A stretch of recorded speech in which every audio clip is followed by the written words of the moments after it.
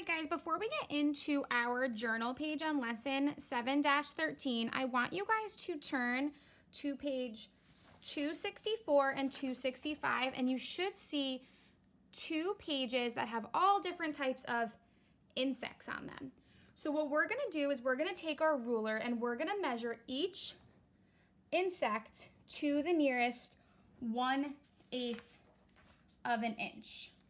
So I'm going to get my ruler again. Now remember, these measurements are not the insect's wingspan. Their wingspan is often much larger than their bodies. They're just measuring the length of the insect's body to the nearest 1/8 of an inch. And I'm going to make a little note on that on the top of my paper so I remember it has to be 1/8 inch increments.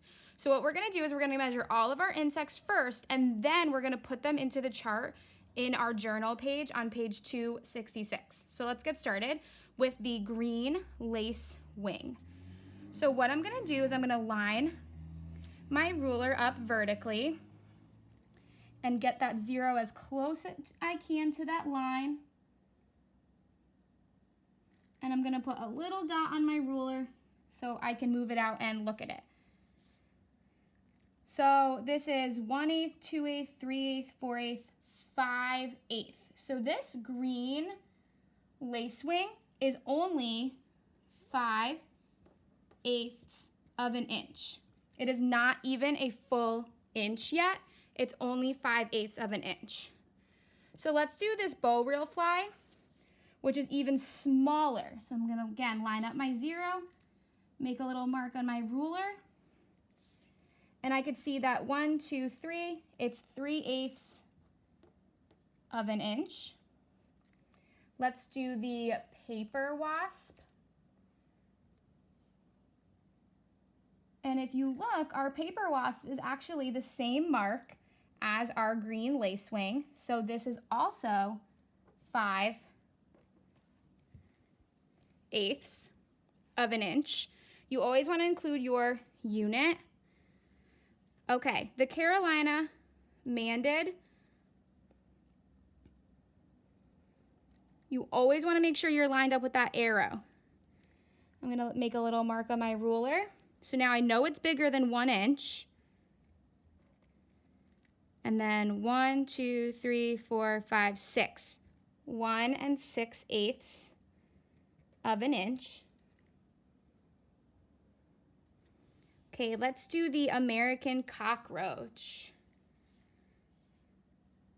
Again, we're going to line up our 0, make a dot, so I know it's greater than an inch. 1, 2, 3, 4. So this little guy is 1 4/8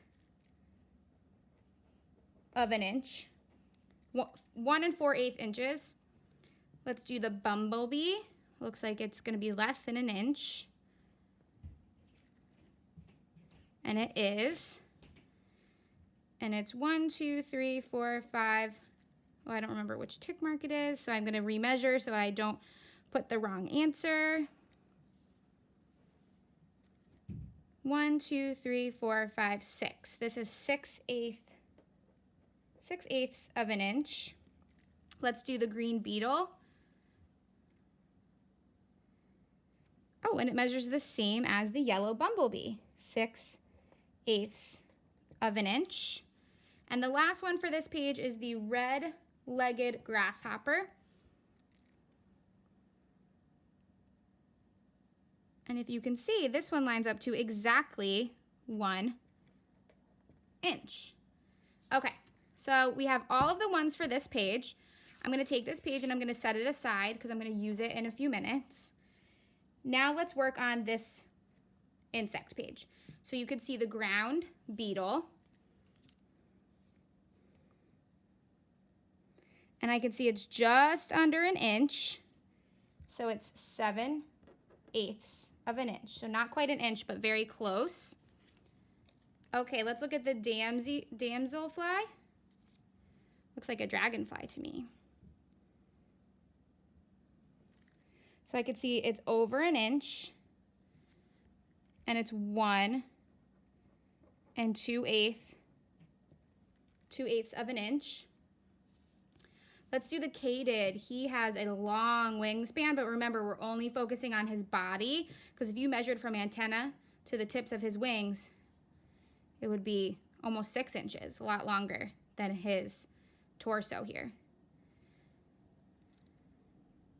So I could see it's past 1 inch, so 1 1/8, 2/8, 3/8, 4/8, 5/8, 6/8. So this is 1 6/8 inch for the Katyd. Look at the little tiny ladybug. 1 2 3. It's 3/8 of an inch. Okay, 3 more. The Indian meal moth. This looks like he might be our smallest guy that we've measured.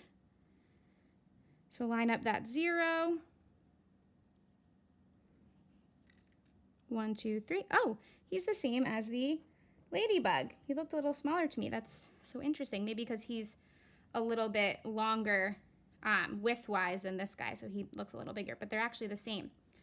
All right, let's look at the short-tailed dusk darter dragonfly.